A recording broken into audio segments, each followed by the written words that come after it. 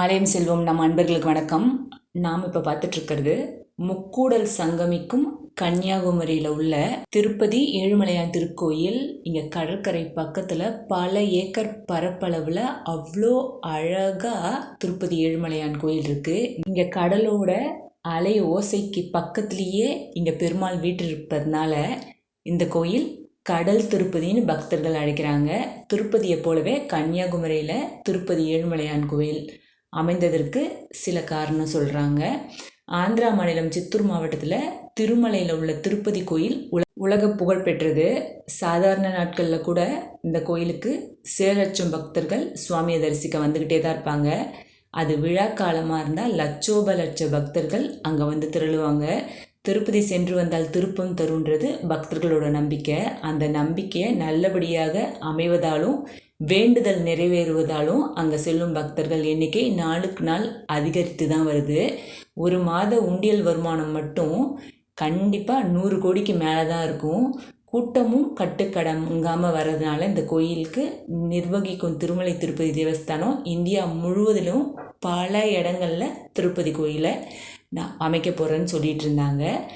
அதில் உருவானது தான் இந்த கன்னியாகுமரியில் உள்ள திருப்பதி வெங்கடாச்சலபதி திருக்கோயில். கோவிலின் மேல் தளத்தில் கடலை நோக்கியபடி சுவாமி எழுந்தருளியுள்ளார். அதாவது சந்நிதியில் 12 அடி உயரத்தில் வெங்கடாச்சலபதியும், எதிரே உள்ள சந்நிதியில் கருடாழ்வார் 3 அடி உயரத்திலும், மூலவருக்கு வலதுபுற சந்நிதியில் பத்மாவதி தாயார் 3.5 அடி உயரத்திலும், இடதுபுற சந்நிதியில் ஆண்டாள் 3.5 அடி உயரத்திலும் அருள்பாலிக்கின்றனர். இதற்கு மேற்புற அமைப்பு மிக மிக பிரமிப்பாக இருக்கும். மேல்தளத்துக்கு செல்ல இருபுறமும் படிகள் இருக்குது. வயதானவர்கள் ஏறி செல்ல சிரமமாக இருந்ததால் அவர்களுக்கு லிஃப்ட் வசதியும் உண்டுங்க. இந்த கோயிலுக்கு நிச்சயம் எல்லாரும் போயிட்டு வாங்க. மூலவருக்கு எதிரே கருடாழ்வார், பின்புறம் பீடம், 41 அடி உயர கொடி கம்பம் உண்டு. கீழ்த்தளத்தில் சீனிவாச கல்யாண மண்டபம், தியான கூடம், அன்னதான மண்டபம், அலுவலக அறைகள்லாம் இருக்குது. மேலும் 2000 பேர் அமரும் வகையில் சீனிவாச கல்யாண மண்டபம் ரொம்ப விசாலமாக அமைக்கப்பட்டிருக்கு.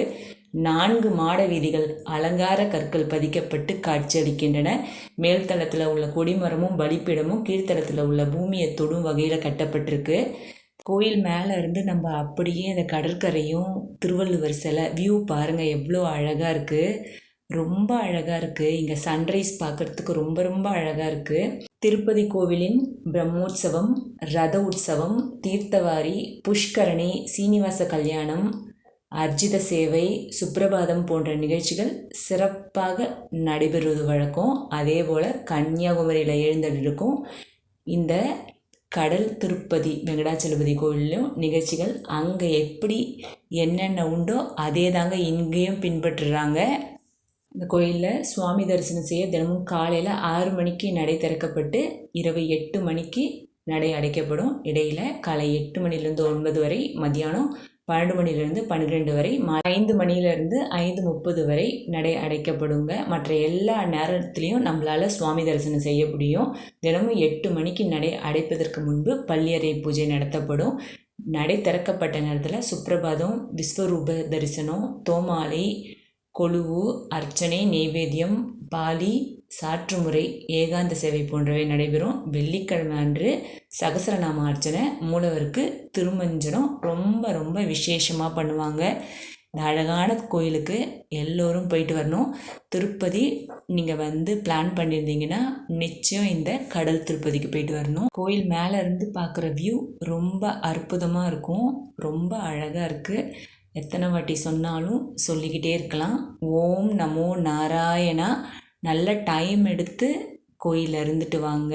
காற்று அப்படி தான் வீசுது. மேலே இருந்தால் அப்படியே நேர்கோட்டில் நம்மளால் பார்க்கும்போது மனசுக்கு ரொம்ப இதமாக இருக்குது. நீங்கள் போயிட்டு வந்துட்டு எனக்கு கமெண்ட்ஸில் சொல்லுங்கள். இந்த பதிவு உங்களுக்கு பிடிச்சிருந்தா உங்கள் ஃப்ரெண்ட்ஸ் அண்ட் ரிலேட்டிவ்க்கு ஷேர் பண்ணுங்கள். நம்ம சேனல் இது வரைக்கும் நீங்கள் சப்ஸ்கிரைப் பண்ணலைன்னா மறக்காமல் சப்ஸ்கிரைப் பண்ணுங்கள், சப்போர்ட் பண்ணுங்கள். நல்லதே நடக்கும். நன்றி, வணக்கம்.